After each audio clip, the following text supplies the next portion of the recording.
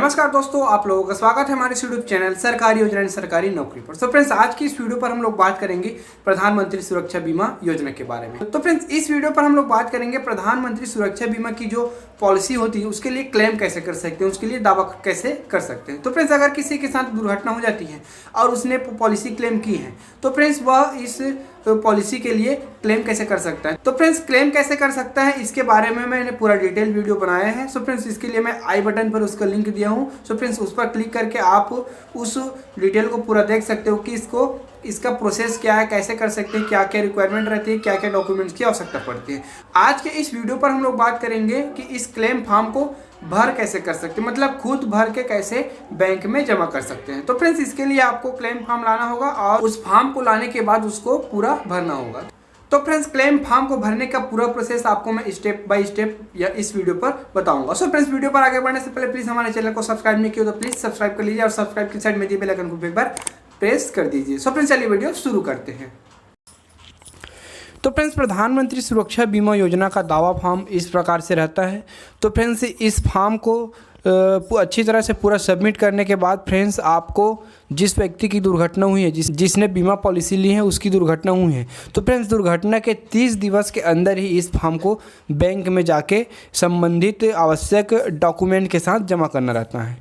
तो फ्रेंड्स, चलिए देखते हैं कि इस फॉर्म को कैसे सबमिट कर सकते हैं। तो फ्रेंड्स, इसमें सबसे पहला है खाता धारक का नाम। तो फ्रेंड्स, यहाँ पर आपको खाता धारक का नाम डालना है जिस व्यक्ति के नाम से बीमा हुआ है। उसके बाद दूसरा है बीमित व्यक्ति का पूरा पता। तो फ्रेंड्स, जिस व्यक्ति के नाम से बीमा हुआ है उसका यहाँ पर पूरा पता डालना है, मतलब उसके गांव का एड्रेस, उसके शहर का एड्रेस यहाँ पर डालना है। उसके बाद तीसरा है बैंक शाखा का नाम एवं पता। तो फ्रेंड्स, यहाँ पर आपको बैंक शाखा का नाम एवं पता डालना है जिस बैंक में उसका प्रधानमंत्री सुरक्षा बीमा योजना चल रहा है। उसके बाद चौथा में है बचत खाता संख्या। तो फ्रेंड्स, यहाँ पर बचत खाता का नंबर डालना है जिस बैंक में उस व्यक्ति का बीमा चल रहा है, उस अकाउंट नंबर का यहाँ पर नंबर डालना है। उसके बाद पांचवा है बीमित व्यक्ति का संपर्क विवरण यदि उपलब्ध हो तो फ्रेंड्स इसमें मोबाइल नंबर डाल दीजिएगा और आधार नंबर डाल दीजिएगा, दूरभाष नंबर और ईमेल आईडी को छोड़ सकते हो। उसके बाद छठवा है नामनीति का विवरण बीमित व्यक्ति की मृत्यु के मामले में। तो फ्रेंड्स, अगर बीमित व्यक्ति की मृत्यु हो जाती है तो फ्रेंड्स जो बीमा की पैसे आएगी उसके लिए यहाँ पर आपको नामनीति का पूरा विवरण देना पड़ेगा। तो फ्रेंड्स, क्या देना है, नामनीति का नाम देना है, उसका मोबाइल नंबर देना है, ईमेल आईडी है तो ईमेल आईडी देना है। उसके बाद बैंक खाता का विवरण देना है क्योंकि फ्रेंड्स उसी बैंक के खाते पर जो पैसे रहेगी उसको ट्रांसफ़र किया जाएगा। और उसके बाद आधार संख्या भी देना है यदि उपलब्ध हो तो फ्रेंड्स इस प्रकार से अगर बीमित व्यक्ति की मृत्यु हो जाती है तो फ्रेंड्स इस डिटेल को पूरा भर के देना होगा। और अगर बीमित व्यक्ति की मृत्यु नहीं होती है तो फ्रेंड्स इस वाले ऑप्शन को आप खाली छोड़ सकते हो। उसके बाद 7वां नंबर पर है दुर्घटना का विवरण। तो फ्रेंड्स, दुर्घटना का विवरण में पहला है दुर्घटना का दिन, तारीख और समय। सो फ्रेंड्स, यहाँ पर आपको पूरा डिटेल देना होगा कि दुर्घटना किस दिन हुआ था और कितना तारीख को हुआ था और कब कितना समय हुआ था। उसके बाद दूसरा में दुर्घटना का स्थान। तो फ्रेंड्स, जहाँ पर भी दुर्घटना हुआ है उसका पूरा पता देना है, उस स्थान का, उस जगह का पूरा विवरण देना है। उसके बाद तीसरा है दुर्घटना की प्रकृति।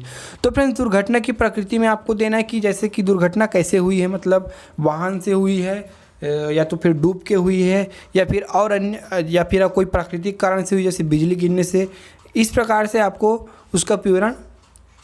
आपको यहाँ पर उसका पूरा विवरण देना है। उसके बाद मृत्यु का कारण ऑब्लिक चोट का विवरण।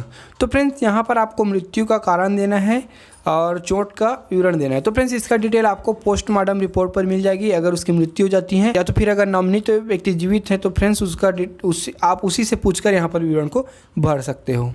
उसके बाद है 8वां। तो फ्रेंड्स, 8वां में है अस्पताल ऑब्लिक इलाज करने वाले डॉक्टरों का नाम, पता और संपर्क का ब्यौरा। तो फ्रेंड्स, जब बीमित व्यक्ति की दुर्घटना हो जाती है तो फ्रेंड्स उसे जिस अस्पताल में ले जाया गया है उस अस्पताल का यहाँ पर पूरा ब्यौरा देना है, प्लस जिस डॉक्टर ने इलाज किया है उसका यहाँ पर पूरा ब्यौरा देना है, प्लस उसका मोबाइल नंबर, उसका पूरा संपर्क डिटेल भी यहाँ पर आपको भरना है। उसके बाद 9वां नंबर पर है बताएं कब और कहाँ कंपनी का चिकित्सा या अन्य अधिकारी बीमित व्यक्ति से मिल सकता है। तो फ्रेंड्स, बीमित व्यक्ति की अगर दुर्घटना हो जाती है तो फ्रेंड्स दुर्घटना के कारण उसकी मृत्यु हो जाती है तो उसके फैमिली से मिलेगी और और मृत्यु नहीं हुई है तो उसे खुद बीमा कंपनी के जो अधिकारी हैं या फिर उसके चिकित्सक हैं वो कई बार उससे मिलना चाहते हैं कंफर्म करने के लिए कि वास्तव में उसका एक्सीडेंट या दुर्घटना हुआ है कि नहीं। तो फ्रेंड्स इसके लिए अगर बीमित व्यक्ति हॉस्पिटल पर है तो हॉस्पिटल का एड्रेस डाल सकते हो या तो फिर अपने उसके गांव का ही एड्रेस डाल सकते हो या फिर उसके घर का एड्रेस डाल सकते हो। उसके बाद 10वें नंबर पर है दावे के समर्थन में प्रस्तुत किए जाने वाले दस्तावेज। सो फ्रेंड्स इस फॉर्म के साथ आपको निम्न प्रकार की दस्तावेज की ज़रूरत पड़ेगी, जिसमें से पहला है मृत्यु के मामले में मूल प्राथमिकी, पंचनामा, पोस्टमार्टम रिपोर्ट और मृत्यु का प्रमाण पत्र। उसके बाद दूसरा है स्थायी विकलांगता के मामले में मूल प्राथमिकी, पंचनामा और सिविल सर्जन से विकलांगता का प्रमाण पत्र। उसके बाद तीसरा है अदायगी रसीद। फ्रेंड्स अदायगी रसीद क्या है इसके बारे में आपको आगे बताएंगे। उसके बाद फ्रेंड्स नीचे घोषणा है, मैं एतद द्वारा यह घोषणा करती हूँ और आश्वासन देती हूँ कि पूर्वगामी विवरण हर प्रकार से सत्य एवं संपूर्ण है और मैं इस बात से सहमत हूँ कि यदि ऊपर दिया गया कोई भी विवरण गलत या असत्य साबित होता है या किसी जानकारी को दबाया या छिपाया गया है तो मुआवजे का मेरा अधिकार समाप्त हो जाएगा। तो फ्रेंड्स इस प्रकार से ये घोषणा है। उसके बाद यहाँ पर दावाकर्ता या फिर नॉमिनेटी का यहाँ पर हस्ताक्षर रहेगा। जो नीचे कार्यालय उपयोग के लिए करके दिया है इसको आपको नहीं भरना है, इसको बैंक खुद स्वयं भरेगा। उसके बाद फ्रेंड्स देखते हैं जो डॉक्यूमेंट के साथ जो अदायगी रसीद देना था। सो फ्रेंड्स उसके बारे में यहाँ पर आपको मैं बता देता हूँ। तो फ्रेंड्स प्रधानमंत्री सुरक्षा बीमा योजना अदायगी रसीद। सो फ्रेंड्स इस पर नोटरी करवाना पड़ता है और टिकट भी चिटकाना पड़ता है। तो फ्रेंड्स इस वाले फॉर्म को आप पूरा बैंक से भरवा लीजिए, बैंक इसको भर कर देगी, जिसमें दावा संख्या रहेगा, पॉलिसी संख्या रहेगा, बैंक शाखा का नाम, बीमित व्यक्ति का नाम, बीमित व्यक्ति का बैंक खाता संख्या और दिनांक। सो फ्रेंड्स इस प्रकार से यहाँ पर पूरा डिटेल रहेगा, इसको भरवा लीजिए। उसके बाद फ्रेंड्स इस पर किसी वकील से नोटरी करवा लीजिए। तो फ्रेंड्स नोटरी करवाने के लिए एक गवाह की आवश्यकता पड़ेगी। इस पर जो साक्षी करके दिया है यहाँ पर गवाह का नाम भर दीजिए, उसका पता भर दीजिए और उसका साइन करवा लीजिए। उसके बाद ऊपर में जो पूरा नाम दिया वहाँ पर नॉमिनेट या बीमित व्यक्ति का नाम भरेगा, उसका पता भरेगा और नॉमिनेट का खाता संख्या भरेगा। सब फ्रेंड्स इस प्रकार से नोटरी करवाने के बाद इस फॉर्म को बैंक पर जमा कर दीजिए। सो फ्रेंड्स इस प्रकार से प्रधानमंत्री सुरक्षा बीमा योजना की जो पॉलिसी है उसके लिए क्लेम फॉर्म को आप आसानी से भर सकते हो और सिंपली बैंक पर जमा करके क्लेम की जो दावा राशि है उसको आप प्राप्त कर सकते हो। तो फ्रेंड्स इसके लिए जो भी प्रोसेस होती है वो फ्रेंड्स 30 दिवस के अंदर ही करना होता है। फ्रेंड्स किसी व्यक्ति के साथ दुर्घटना हुई है और उसने पॉलिसी ले रखी है तो फ्रेंड्स इसके लिए आपको दुर्घटना के 30 दिवस के अंदर इस पॉलिसी के लिए क्लेम करना होगा। तो फ्रेंड्स वीडियो अच्छा लगा तो प्लीज़ हमारे चैनल को सब्सक्राइब कर दीजिए और वीडियो को लाइक भी कर दीजिए।